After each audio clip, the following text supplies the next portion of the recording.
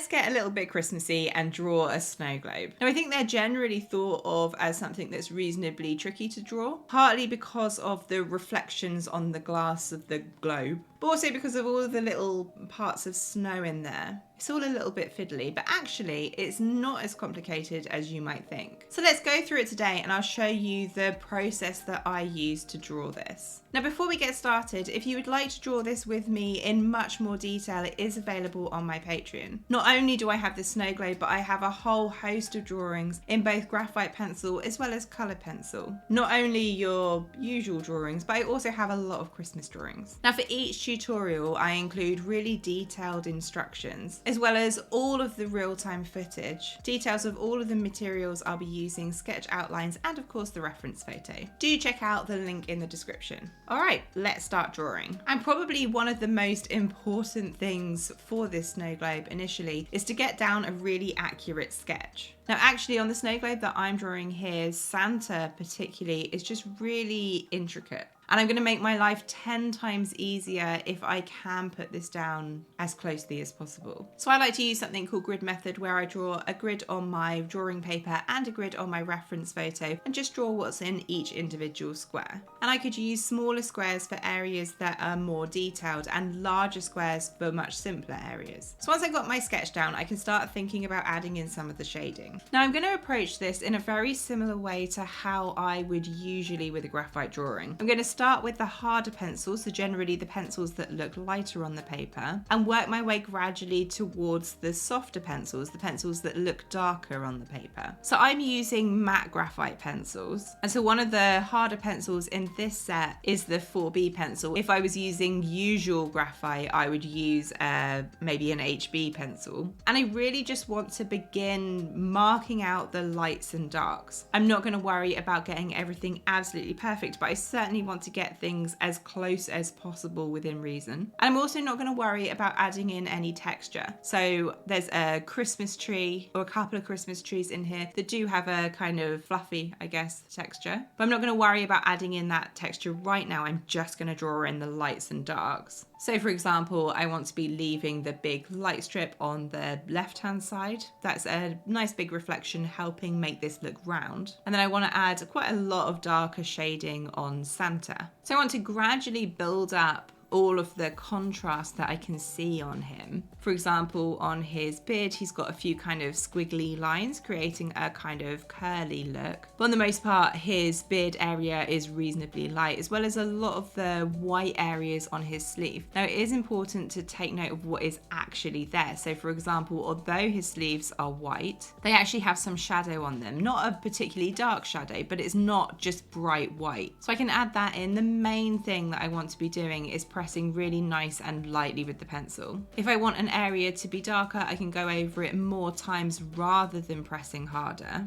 It's worth remembering that we will be adding in those softer pencils in a little while, and that will really help us to get those dark values in. So I can work my way around one section at a time, filling in the darker areas on the Christmas tree here, for example, before shading in the right-hand side of the snow globe. Now, it is worth bearing in mind that where possible, I want to make this, particularly the background area, as smooth as possible. And there are a few ways that I'm doing this. First up, I'm holding the pencil a little bit further back so that I can press really lightly. Honestly, the key to creating smooth coverage with the pencil is to press lightly. And if I hold it back here, it's not possible to press too hard. I also am working in little circular or oval motions, which again just helps it go down in a smoother way. You'll notice that it's not necessarily perfectly smooth, but that's okay. We'll sort that out in a second. So again, on the bottom, I want to be just looking at the lights and darks and really trying to get this down as smoothly as possible.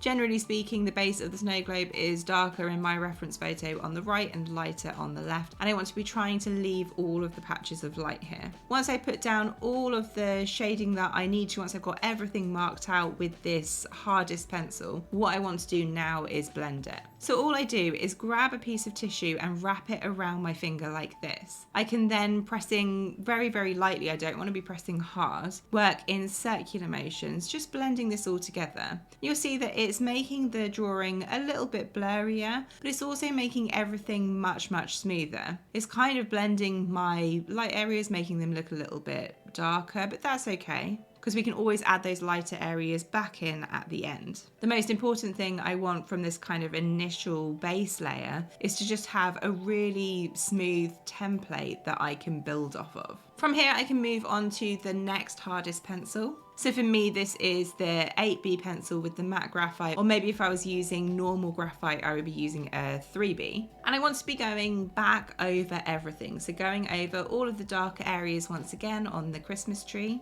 and filling in a lot of the darker areas on the background of the snow globe. Now I still want to be pressing nice and lightly here. I don't want to be using a lot of pressure. And I still want to be trying to make it as smooth as possible. So let's fill in Santa in the same way. And what I'm really wanting to do is go over a lot of the darker areas, but I now don't need to do as much on the lighter areas. I can also use this as an opportunity. If an area isn't looking quite right, I can slightly adjust it and just tweak it until it's looking a little bit closer to the reference photo.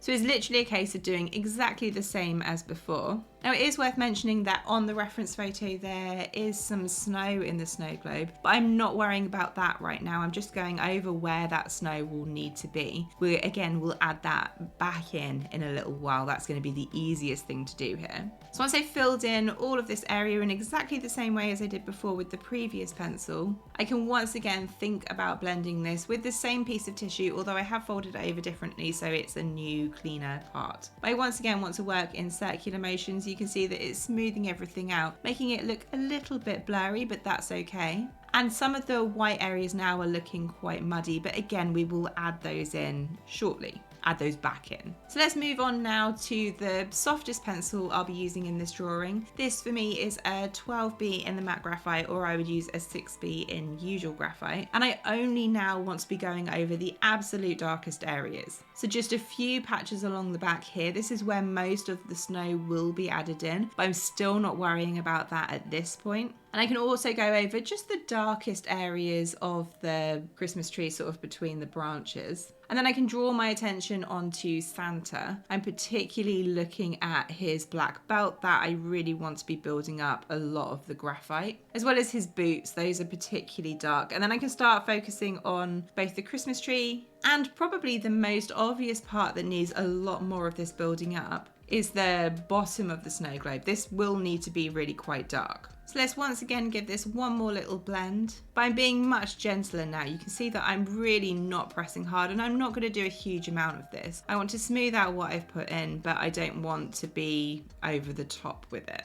So once I'm happy with all of the pencil, I want to do my absolute favourite part, which is adding the light areas back in. So I like to use two different erasers to do this. The first one I'm using here is a putty eraser, which I can just mould into different shapes. And to start with, I'm using this just to tidy up around the edges. Where I blended with the tissue, some areas have smudged onto the paper, which is fine. I can just erase that back again. I also like to use this to add in any areas that just need brightening up. So some softer areas, not hugely fine detailed areas, but like around the background here. I want to lighten up a few patches here, but I don't want it to be really bright or really stark contrast or have really small detail. So all I can do is just gently dab the eraser against the paper, and that'll just lift a little bit of the graphite. So I can use this around the background around here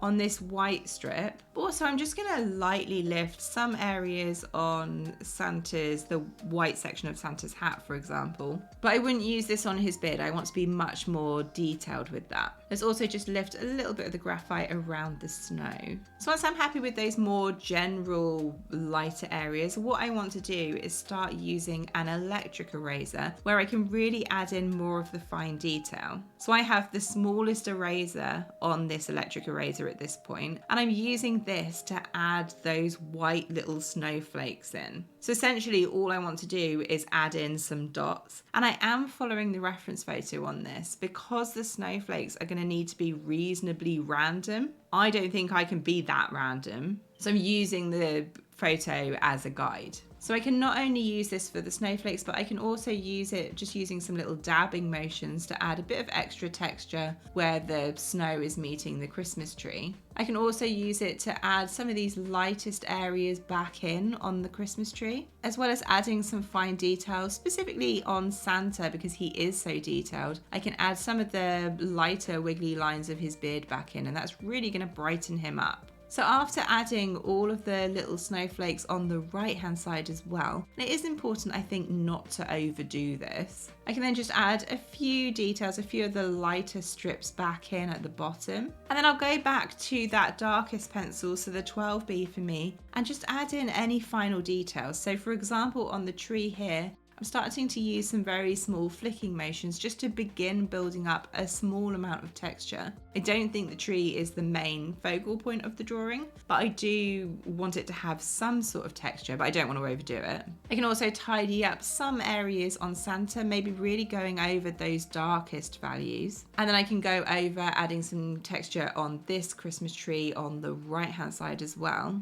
And then the final area that I particularly want to focus on is really building up a lot more of the darker values on the bottom of the snow globe. It's at this point that I start pressing a little bit firmer, just so that I'm really getting as much of the pencil down as I can. I just really want to block this area in. But then after a few last details, that is it. So that is how I go about drawing a snow globe. Building up the graphite pencil from the hardest to the softest, always making sure to blend in between. And then I can use the erasers, both the electric eraser and the putty eraser, to add all of the details as well as those little white snowflakes before finally going back to add the final details with the softest and therefore darkest pencil. Now don't forget, if you do want to draw this with me, it is available on my Patreon. Merry Christmas guys, and I'll see you in the next one.